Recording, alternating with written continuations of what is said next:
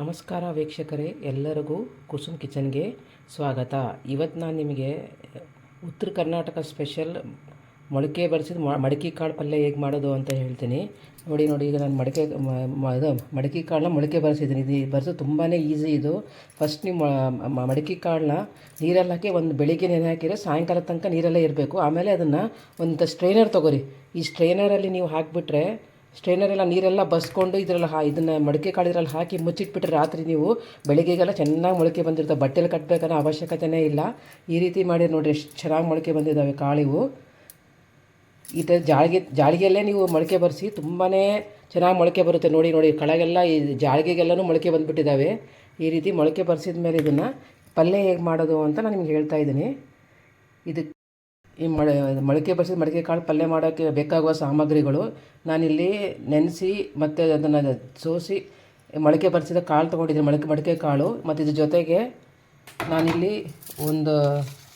ನಾನೊಂದು 40 ಜನಕ್ಕೆ ಮಾಡ್ತಾಯಿದ್ದೇನೆ ಅಂಥೇಳಿ ಒಂದು 1/4 kg ಈರುಳ್ಳಿ ತೊಗೊಂಡಿದ್ದೀನಿ. ಅದು ಉದ್ದಕ್ಕೆ ಹೆಚ್ಕೊಂಡಿದ್ದೀನಿ. ಅದಕ್ಕೆ ಒಂದು 25 ಮೆಣಸಿನ್ಕಾಯಿ ತೊಗೊಂಡಿದ್ದೀನಿ, ಅದನ್ನು ಉದ್ದಕ್ಕೆ ಹೆಚ್ಕೊಂಡಿದ್ದೀನಿ. ಅದಕ್ಕೆ ಸ್ವಲ್ಪ ಕರಿಬೇವು, ಮತ್ತು ಇದಕ್ಕೆ ಒಂದು 3 ರಿಂದ 4 ಟೊಮೊಟೊ ತೊಗೊಂಡಿದ್ದೀನಿ. ಮತ್ತು ಇದಕ್ಕೆ ಮೇನ್ ಬಂದು ಬೆಳ್ಳುಳ್ಳಿ. ನಾನಿಲ್ಲಿ ಜವಾರಿ ಬೆಳ್ಳುಳ್ಳಿ ಬಳಸ್ತಾ ಇದ್ದೀನಿ. ಇದನ್ನು ನಾನು ಜಜ್ಕೊಂಡಿದ್ದೀನಿ, ಸಿಪ್ಪೆಯನ್ನು ತೆಗೆದಿಲ್ಲ ನಾನು, ಹಾಗೆ ಜಜ್ಕೊಂಡಿದ್ದೀನಿ. ಮತ್ತು ಇದಕ್ಕೆ ಕೊಬ್ಬರಿ ತುರಿ ಬೇಕಾಗುತ್ತೆ, ಮತ್ತು ಒಂದು ಸ್ವಲ್ಪ ಕರಿಬೇವು. ಈಗ ಈ ಪಲ್ಯ ಹೇಗೆ ಮಾಡೋದು ಅಂತ ನಿಮ್ಗೆ ಹೇಳ್ಕೊಡ್ತೀನಿ. ನಾನೀಗ ಅಗಲವಾದ ನಾನೊಂದು ಬಾಣಲೆ ತೊಗೊಂಡಿದ್ದೀನಿ, ಒಂದು ಪ್ಯಾನ್ ತೊಗೊಂಡಿದ್ದೀನಿ. ಈ ಪ್ಯಾನಿಗೆ ನಾನು ಇದಕ್ಕೆ ಎಷ್ಟು ಜನಕ್ಕೆ ಮಾಡ್ತೀರೋ ಅಷ್ಟು ತಕ್ಕಂಗೆ ಎಣ್ಣೆ ಹಾಕ್ತಾಯಿದ್ದೀನಿ. ನೀವು ಎಷ್ಟಾಗುತ್ತೆ ಅದು ನೋಡ್ಕೊಂಡು ನೀವು ಅದ್ರ ಮೇಲೆ ಎಣ್ಣೆ ಹಾಕ್ಕೊರಿ. ಇದನ್ನ ಪಲ್ಯನೂ ಬರೇ ಬಾಯಲ್ಲೇನೂ ತಿನ್ಬೋದು, ತುಂಬಾ ರುಚಿಯಾಗಿರುತ್ತೆ. ಚಪಾತಿಗಾಗಲಿ ರೊಟ್ಟಿಗಾಗಲಿ ಒಳ್ಳೆ ಕಾಂಬಿನೇಷನ್. ಸ್ವಲ್ಪ ಗ್ರೇವಿಯಾಗಿ ಮಾಡಿಕೊಂಡ್ರೆ ಅನ್ನಕ್ಕೂ ನೀವು ಇದನ್ನು ಕಲಿಸ್ಕೊಂಡು ತಿನ್ಬೋದು. ಇದನ್ನು ನೋಡಿ, ನಾನು ಇವಾಗ ಒಂದು 40 ಜನಕ್ಕೆ ನಾನು ಪಲ್ಯ ಮಾಡ್ತಾಯಿದ್ದೀನಿ ಅಂತೇಳಿ ಸ್ವಲ್ಪ ಎಣ್ಣೆ ಜಾಸ್ತಿ ಹಾಕ್ಕೊಂಡಿದ್ದೀನಿ. ಇದು ಎಣ್ಣೆ ಸ್ವಲ್ಪ ಕಾಯಬೇಕು.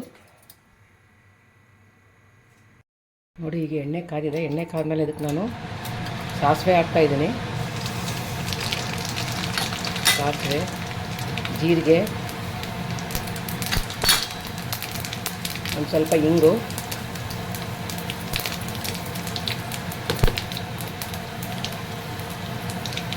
ಸಾಸಿವೆ ಚೆನ್ನಾಗಿದ್ದಾದಮೇಲೆ ನಾವು ನೆಕ್ಸ್ಟ್ ಇದಕ್ಕೆ ಬೆಳ್ಳುಳ್ಳಿ ಹಾಕೋಣ. ನೋಡಿ, ನಾನೀಗ ಸಾಸಿವೆ ಜೀರಿಗೆ ಆದಮೇಲೆ ಇದಕ್ಕೆ ಬೆಳ್ಳುಳ್ಳಿ ಮತ್ತು ಕರಿಬೇವು ಹಾಕಿದ್ದೀನಿ, ಜಜ್ಜಿದ ಬೆಳ್ಳುಳ್ಳಿ. ಇದು ಚೆನ್ನಾಗಿ ಬೆಳ್ಳುಳ್ಳಿ ಹಸಿ ವಾಸನೆ ಹೋಗೋ ತನಕ ಫ್ರೈ ಮಾಡ್ಕೋಬೇಕು. ಹಸಿ ವಾಸನೆ ಹೋದ್ಮೇಲೆ ಈಗ ಕರಿಬೇವು ಬೆಳ್ಳುಳ್ಳಿ ಚೆನ್ನಾಗಿ ಇದಾದಮೇಲೆ ಇದಕ್ಕೆ ನಾನು ಉದ್ದಕ್ಕೆ ಹೆಚ್ಕೊಂಡಿರೋ ಹಸಿಮೆಣಸಿನ್ಕಾಯಿ ಮತ್ತು ಉದ್ದಕ್ಕೆ ಹೆಚ್ಕೊಂಡಿರೋ ಈರುಳ್ಳಿ ಎರಡೂ ಹಾಕ್ತಾಯಿದ್ದೀನಿ. ನಾನು ಒಂದು 35 ರಿಂದ 40 ಜನಕ್ಕೆ ಮಾಡ್ತಾಯಿದ್ದೀನಿ ಅಂತ ಇಷ್ಟು ಕ್ವಾಂಟಿಟಿ ತೊಗೊಂಡಿದ್ದೀನಿ. ನೀವು ಎಷ್ಟು ಜನಕ್ಕೆ ಮಾಡ್ತೀರಿ ನೋಡಿಕೊಂಡು ನೀವು ಇದು ಮಾಡ್ಕೊರಿ. ಇವಾಗ ನಾನು ಇದನ್ನು ಚೆನ್ನಾಗಿ ಮಿಕ್ಸ್ ಮಾಡ್ಕೊತೀನಿ. ಈರುಳ್ಳಿ ಮತ್ತು ಹಸಿಮೆಣಸಿನ್ಕಾಯಿ ಚೆನ್ನಾಗಿ ಬೆನಿಬೇಕು ಇದರಲ್ಲಿ.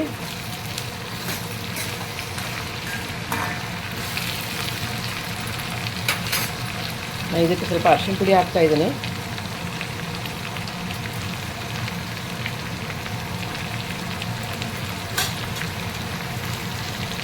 ಚೆನ್ನಾಗಿ ಕಲಿಸ್ಕೊಂಡ್ಬಿಡೋಣ ಇದನ್ನು. ನೋಡಿ, ಅರಿಶಿಣ ಪುಡಿ ಹಾಕಿದ್ಮೇಲೆ ನಾನು ರುಚಿಗೆ ತಕ್ಕಷ್ಟು ಉಪ್ಪು ಹಾಕ್ತಾಯಿದ್ದೀನಿ. ನೀವು ಬೇಕಾದ್ರೆ ಮೊದಲು ಕಡಿಮೆ ಹಾಕ್ಕೋರಿ. ನಿಮ್ಗೇನಾದ್ರು ಕಡಿಮೆ ಅನಿಸಿದ್ರೆ ಬೇಕಾದ್ರೆ ಮೇಲೆ ಹಾಕ್ಕೋಬೋದು. ಮೊದಲೇ ಜಾಸ್ತಿ ಹಾಕ್ಬಿಟ್ಟು ಏನು ಮಾಡೋಕ್ಕಾಗಲ್ಲ. ನೋಡಿ, ನಾನು 3 ರಿಂದ 4 ಚಮಚ ಉಪ್ಪು ಹಾಕ್ತಾಯಿದ್ದೀನಿ, ಕ್ವಾಂಟಿಟಿ ಜಾಸ್ತಿ ಇರೋದಕ್ಕೆ. ಇದಕ್ಕೆ ಮತ್ತು ಒಂದು ಸ್ವಲ್ಪ ರುಚಿಗೆ ತಕ್ಕಷ್ಟು ಬೆಲ್ಲ ಹಾಕ್ತಾಯಿದ್ದೀನಿ. ಬೆಲ್ಲ ಬೇಕನ್ಸೋರು ಬೆಲ್ಲ ಹಾಕ್ಕೋಬೋದು, ಬೇಡ ಆದರೆ ಸ್ಕಿಪ್ ಮಾಡ್ಬೋದು. ಬಟ್ ಬೆಲ್ಲ ಹಾಕಿ ಸ್ವಲ್ಪ ಟೇಸ್ಟ್ ಬರುತ್ತೆ ಇದಕ್ಕೆ. ಅದಕ್ಕೆ ನಾನು ಸ್ವಲ್ಪ ಲೈಟಾಗಿ ಬೆಲ್ಲ ಹಾಕ್ತಾಯಿದ್ದೀನಿ. ಇದನ್ನೆಲ್ಲ ಹಾಕಿ ಚೆನ್ನಾಗಿ ಮಿಕ್ಸ್ ಮಾಡ್ಕೊಂಬಿಡೋಣ. ಈಗ ಈರುಳ್ಳಿ ಚೆನ್ನಾಗಿ ಬೆನಿಬೇಕಿದು.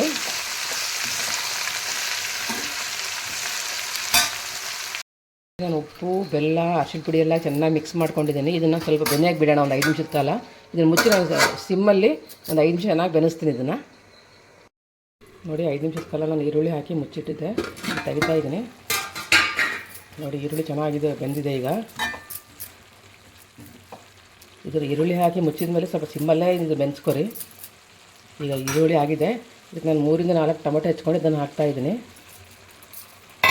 ಇದನ್ನು ಹಾಕಿ ಒಂದು 5 ನಿಮಿಷದ ಕಾಲ ಚೆನ್ನಾಗಿ ಬೆನ್ಸ್ಕೊಂಬಿಡೋಣ.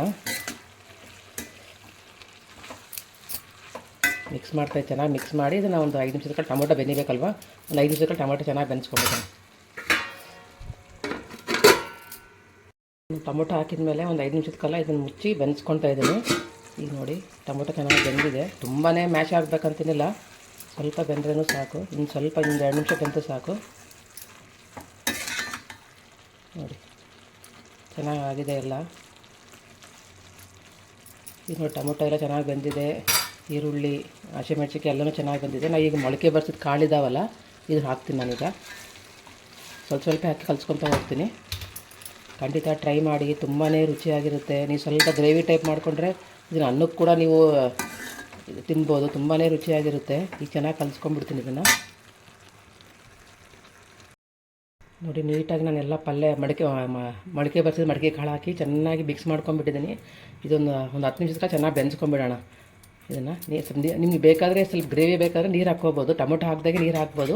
ಇಲ್ಲ ಸ್ವಲ್ಪ ಡ್ರೈ ಆಗಿರಲಿ ಅಂದರೆ ನೀವು ಈಗ ಈ ರೀತಿ ಮಾಡ್ಕೋಬೋದು. ಈಗ ನೋಡಿ ನಾನು ಇದೆಲ್ಲ ಕಲಿಸಿದ್ದೀನಿ. ಈಗ ಮುಚ್ತೀನಿ, ಇದು ಚೆನ್ನಾಗಿ ಬೆನಿಬೇಕಿದು. ಒಂದು 5ರಿಂದ 10 ನಿಮಿಷದ ಕಾಲ ಚೆನ್ನಾಗಿ ಸಿಮ್ಮಲ್ಲಿ ಚೆನ್ನಾಗಿ ಬೆಂದ್ಸ್ಕೊಂಡ್ಬಿಡ್ತೀನಿ. ನೋಡಿ ನಾನು 10 ನಿಮಿಷದ ಕಾಲ ಕಾಳನ್ನ ಎಲ್ಲ ಕಲಸಿ ಮುಚ್ಚಿಟ್ಟಿದ್ದೆ. ಈಗ ತೆಗಿತೀನಿ ಇದನ್ನು. ಇದು ಕ್ವಾಂಟಿಟಿ ಜಾಸ್ತಿ ಆಗಿರೋದ್ರಿಂದ ನಾನು ಇದನ್ನು 10 ನಿಮಿಷದ ಕಾಲ ಬೆಂದ್ಸ್ಕೊಂಡಿದ್ದೀನಿ. ನಿಮ್ಮ ಕ್ವಾಂಟಿಟಿ ಕಡಿಮೆ ಆದರೆ 5 ನಿಮಿಷ ಆದರೆ ಸಾಕಾಗುತ್ತೆ. ನೋಡಿ ಈಗ ಚೆನ್ನಾಗಿ ಕಾಳು ಬೆಂದಿದೆ. ಈಗ ನೋಡಿ ಚೆನ್ನಾಗಿ ಬೆಂದಿದೆ. ಇದಕ್ಕೆ ಲಾಸ್ಟಿಗೆ ನಾವು ಸ್ವಲ್ಪ ಕೊತ್ತಂಬರಿ ಸೊಪ್ಪು, ಸ್ವಲ್ಪ ಹಸಿ ಕೊಬ್ಬರಿ ಹೆರ್ಕೊಂಡಿರೋದು ಅದನ್ನು ಹಾಕಿಬಿಡೋಣ.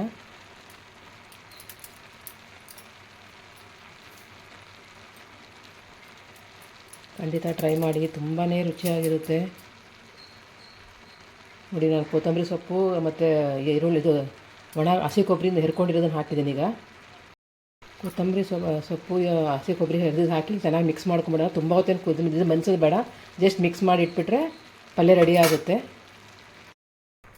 ನೋಡಿ ನಾನು ಕೊತ್ತಂಬರಿ, ಈರುಳ್ಳಿ, ಇದು ಹಸಿ ಕೊಬ್ಬರಿ ಹಾಕಿ ಚೆನ್ನಾಗಿ ಕಲಿಸ್ಕೊಂಡ್ಬಿಟ್ಟಿದ್ದೀನಿ. ನೋಡಿ ಈಗ ಪಲ್ಯ ರೆಡಿ ಆಗಿದೆ. ಬಿಸಿ ಬಿಸಿ ಉತ್ತರ ಕರ್ನಾಟಕ ಸ್ಪೆಷಲ್ ಮೊಳಕೆ ಬರ್ಸಿದ ಮಡಿಕೆ ಕಾಳು ಪಲ್ಯ ರೆಡಿ ಆಗಿದೆ. ಖಂಡಿತ ಟ್ರೈ ಮಾಡಿ. ಯಾರಾದರೂ ಟ್ರೈ ಮಾಡಿದರೆ ಕಮೆಂಟ್ ಸೆಕ್ಷನಲ್ಲಿ ಹೇಗಾಗಿದೆ ಅಂತ ಕಮೆಂಟ್ ಮಾಡಿ. ನನ್ನ ಚಾನಲ್ಗೆ ಸಬ್ಸ್ಕ್ರೈಬ್ ಮಾಡಿ. Thank you for watching my channel.